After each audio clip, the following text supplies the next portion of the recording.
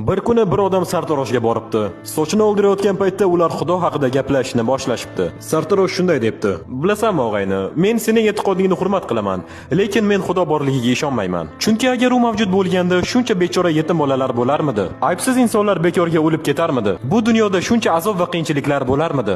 Agar u mavjud bo'lganda ham men Xudoni sevmasdim. Chunki u shuncha yomon narsalarni ko'rib bunga ruxsat beryapti." Haligi odam o'ylanib qolibdi, lekin hech nima demabdi. Chunki tortishuv boshlashni xohlamabdi. U shunchaki sartaroshxonadan chiqibdi va ko'chada soch soqoli o'sib yotgan bir erkakni ko'rib qolibdi.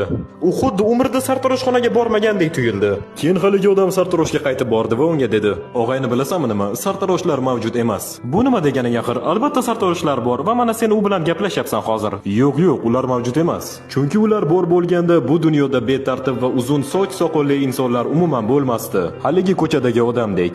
"Yo'q og'ayni, sartaroshlar mavjud. Bu kabi insonlar shunchaki meni oldimga kelishmaydi.